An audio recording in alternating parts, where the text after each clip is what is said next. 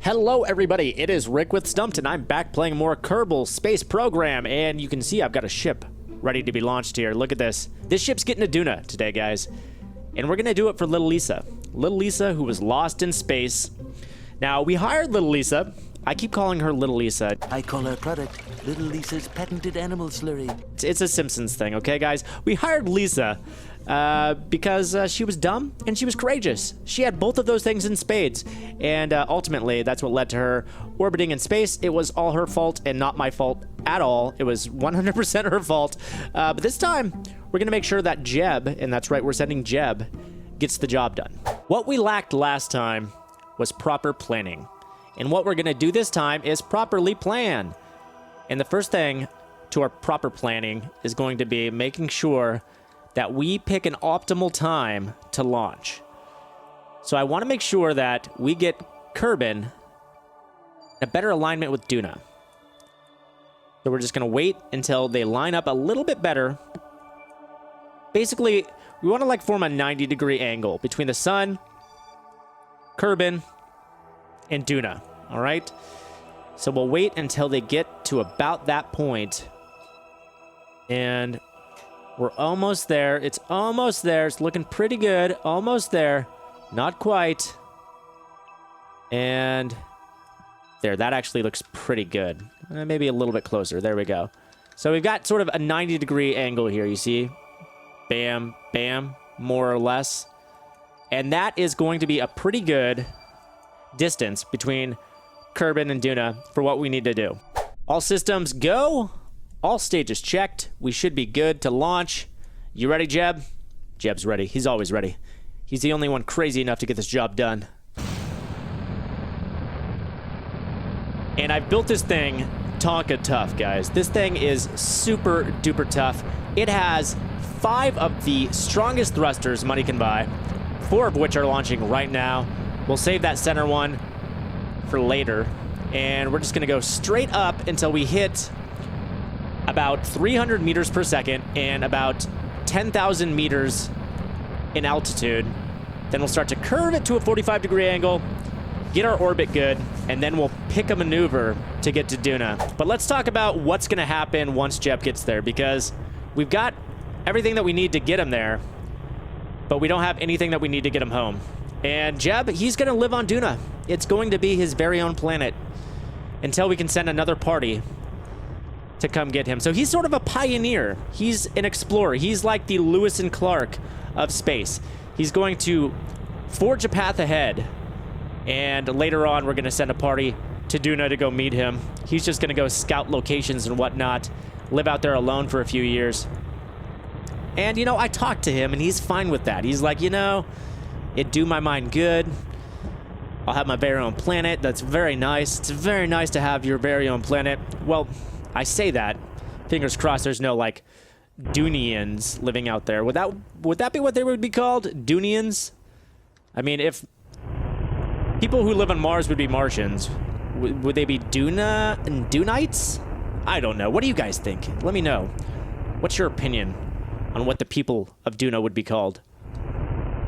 Either way, I'm hoping that the people of Duna would be called Jeb, because I'm hoping he's not going to meet any alien resistance. So far, everything's going according to plan. We're ready to separate now. All right, looks like a successful separation. There we go. Oh, goodbye, tanks. Those explosions hopefully didn't damage anything too important. I don't think they did. And we're just going to get up to about 70,000 meters, which is going to be a safe orbiting distance. At which point, we'll start to make our way to the prograde. Beautiful. Just lock that in. All right, let's start to make an orbit. Let's start to orbit. Full throttle, please. All right, we've got our orbit around Kerbin. So now we're ready to start making our maneuver for Duna. So let's go ahead and pan out. Where's Duna at? There's Duna. Perfect. And we're going to set Duna as our target. And in case you guys are wondering what these question marks are, they're unknown objects, which are most likely asteroids. We've got a medium-sized one, a medium-sized one, a tiny one, and a medium-sized one. Nothing to worry about there. Those things come and go. our space center is tracking them. No need to worry. But what do we need to worry about is making a maneuver to get the hell out of here. So let's just start there and see how this works. Pan out. And there we go. You can see that we have our closest approach to Duna right here, and this is where Duna will be at our closest approach. And you can see that they're nowhere near each other. We need to get them closer. So we're just going to start to make adjustments with these levers. See about getting them closer together. Here we go. Let's pull on this lever there. What I find is it's a lot of pulling the yellow levers and the blue levers to get them to line up. We're almost there. We're almost there. Bingo. There it is. That is our encounter with Duna, and now we just need to fine-tune it, all right? I mean, it's already pretty good. That's a pretty good approach. I'm just going to fine-tune it. Actually, that's looking pretty good. I think that we can actually quick save now. Lock that in. And we are 9 minutes away. Actually, looking at this burn, it has me swinging way in to Kerbin, and that is not going to do us any favors. So what we're going to need to do is push out this Apoaps. We have a new encounter now. This one should spare us from crashing into Kerbin. And we'll look, and how's everything looking? The Periaps is right there, right on Duna, which is good. We're dead center, right in the middle of the maneuver node. We're going to double check our approach. It looks good. We've got a Duna encounter at T-minus 54 days and 1 hour. And we're going to burn very soon. The node is in T-minus 1 minute and 27 seconds. Our estimated burn is about 1 minute and 4 seconds, which is probably pretty close to what we're actually going to do.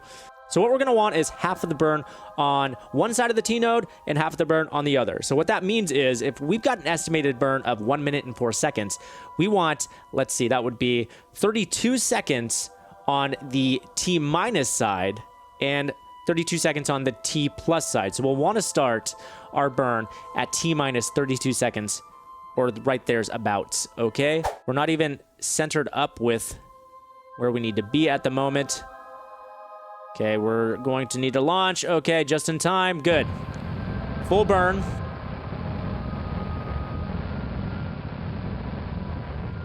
And let's take a look at our orbit now, because this is our blue orbit. So obviously that's the orbit that we're currently on. And this yellow is our projected. So we want to line up this blue orbit with the yellow projected orbit. And we should be able to do that, no problem. And we want to get it as perfect as possible.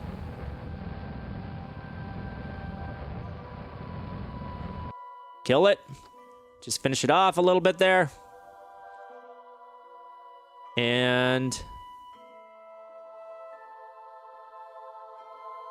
there we go. That's pretty perfect. Now let's just zoom out and see how the rest of it looks. Oh, that looks pretty good, right? That looks pretty good. It's not perfect, though. It's not perfect. It's a little bit more perfect now. A little bit more perfect. And we'll just check here. Yeah, that looks a lot better now. Now all that's left to do is sit and wait. Let's warp forward so we don't have to wait an entire year. Otherwise, we would be sitting here for a year. And who's got that kind of time? Not me. That's who. Probably get rid of that maneuver now, right? Probably don't need that there. There we go. Now let's just keep going forward. Yeah, that maneuver was just cluttering things up. And you can see that objects keep popping in and out of existence. These are asteroids that are being tracked by our space center. And I don't know what's happening to them. What's causing them to pop in and out? Maybe burning up? I don't know. But there's another one, a small one. Maybe in the future, we can go explore some of those. That would be fun.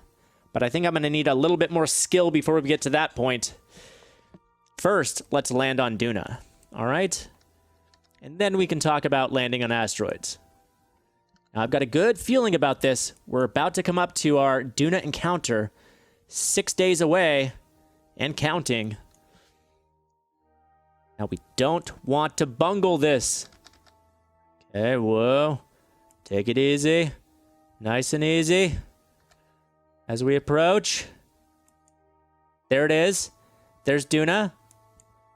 It looks a lot smaller once you get right up close to it. And there we have it. There we have it. There it is. So there's Duna. And now what we need to do is set a maneuver to get to Duna. So let's go ahead and add a maneuver. And let's see. How do... Nope. We get to Duna this way. All right. That should be pretty doable. And now let's go ahead and start maneuvering down. There we go. Nope, go away. Do that again. Come on. Playing with the maneuvers, it's kind of tricky. But if you have patience, you should be able to do it. You see? Then let's turn it that way. There we go. Oh, turn it back a little bit more. And you can see that it's starting to curve, right? Because Duna is starting to have an influence on it. See, look at that. That's because we are getting close to Duna, and Duna's gravity is starting to affect our trajectory, which is good. That's what we want. We want Duna to affect our trajectory. So right about there. See, now we're heading straight to Duna, and that's beautiful. That's a very good thing. And it's not going to take a whole lot to change our angle of approach either. That's going to be a really short burn, and that's 4 hours and 11 minutes away. We can do this. We got this in the bag. Oh, first thing I want to do is make sure that we're actually pointed in the right direction. If I am not, by the time we get there, then we are done for. But we've got RCS in the tank. We'll be able to flip this boat around. And I'm realizing that I put my RCS probably in like the worst place possible. Probably should have put them at the top or bottom. That was my bad. My BZ. Oh, you know what else we can do? We can go ahead and pop that off. Expose our actual landing craft. And what I've got is a big fuel tank with a Terrier. I put that on there as a backup just in case we needed to use any extra thrust. And it looks like this huge rocket actually has enough thrust to get us all the way to Duna. But that was our backup. And then, of course, I've got a little lander pod to get us down safely. Oh, man, I'm really excited for this. I'm really excited to land on Duna. Oh, this has been such a long time coming. So long I've waited, basically since I started playing Kerbal, to get to Duna. And if we land safely on Duna, then the window is now open to land on other planets. I can't wait. Land on Jewel, land on Moho, land on Moons, land on Eve. Oh, all the planets. Can I land on all these planets? I wonder. Are all these planets landable? Well, we're going to find out. We've got T-minus 2 minutes and 18 seconds, and it says that we have an estimated burn of 2 seconds, but I can tell you right now that that is not true. That is a dirty, dirty lie.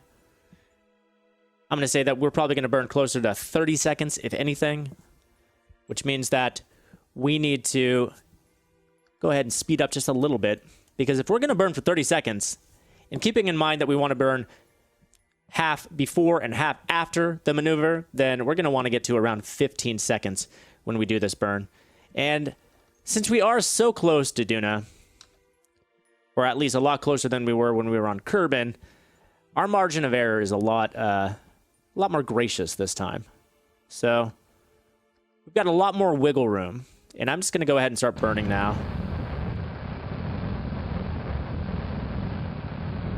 Probably start to slow down a little bit because we can. And now let's just watch as our angle starts to change. There we go. It starts to wrap around Duna. Look at that. It's like it's putting its arm around it. Like, hey, let me give you a hug. Just want to give you an orbit hug. There we go. And there we go. That's right on the money. Now, our angle isn't completely perfect, but like I said, that margin of error, I mean, we're going to get close to Duna, and that's the important part. And as we get even closer, I'll try to actually make an orbit. There we go. Not perfect, but perfect enough. We can go ahead and turn that maneuver off. And let's go ahead and warp to the Perry apps. And then I'm going to start pulling in the Apoaps. Find us a nice landing spot. And look at that. Isn't that gorgeous? Look at the skyline. All the different colors. Oh, that's so pretty. I never imagined that Duna would be so pretty. Oh, and look at a sunrise over Duna. That is incredible. Oh, that is so cool. I can't wait to get to the surface. Oh. Jeb is super happy too. He's super stoked to have his own planet. Okay, we're starting to enter the atmosphere. Starting to get warm. But I've got my engine. We're doing a full burn with this rocket because we may as well use up all the fuel. We're gonna have to dump this thing in a moment anyway. So we're just slowing our descent as much as possible before that. There we go. We are slowing down quite a bit. And I'm gonna need to cut it before we start to actually push ourselves the wrong way. There we go. And now we just start to drop a little bit.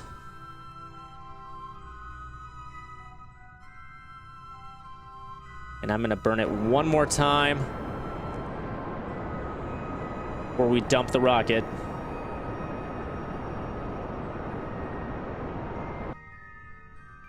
There we go. I'm gonna dump you now. Goodbye. You've been good to us.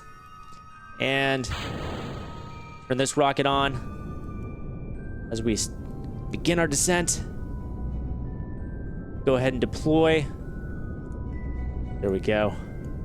Our landing gear. And I did bring chutes too, just in case we need them, but it doesn't look like we're going to. Looks like we can do a landing on the surface the same as we would a landing on the moon. I think the only thing that chutes would be good for would be slowing us down. But luckily we had the rocket to assist us in that.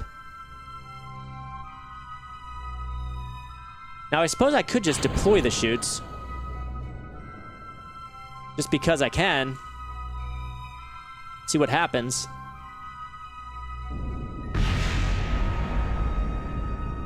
There we go, the chutes deploy. Do they slow us down? So far, they don't seem to be slowing us down. Oh, there we go. And they do slow us down. Oh, they slow us down quite a bit, actually. I wasn't expecting them to have as big an impact. But no, they work pretty well. All right, good on you. Good on you, parachutes. But I'll still use the thruster just to slow our descent and make it nice and easy. And it looks like we picked a pretty good place to land. Looks pretty good. Everything is very red. Very red and flat. Ooh, and we're watching the sunrise again. That's cool. We get 2 sunrises. 2 sunrises for the price of 1. Bam! Perfect landing! 10 out of 10. Great job, Jeb. We've done it. Woohoo! We have landed on Duna just in time to see the sunrise. Oh, man. I bet you want to stretch your legs, don't you? Let's go ahead and extend our ladder here. And let's extend our solar panels, too, so that we can keep our power going here. This is our little research vessel now. Go ahead, buddy. EVA. Climb down that ladder. Nice. Oh, right on. Jeb, you've done it, man. You've come a long way. From that initial launch weeks ago to getting stuck in space for years, to being rescued, to now being the first Kerbal to ever set foot on Duna. Speaking of which, let's let you plant a flag, huh? Actually, let's plant a flag over here. We'll get a good shot of you next to your lander with the sun rising. Beautiful, beautiful, beautiful. Here we go. Plant that flag, buddy.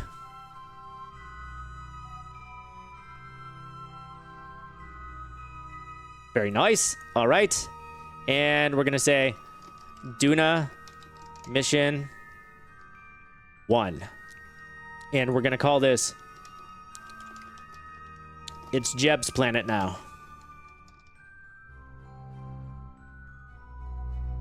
Yes, and let's take a surface sample. There appears to be traces of water in the soil. Whoa! That is incredible! EVA report.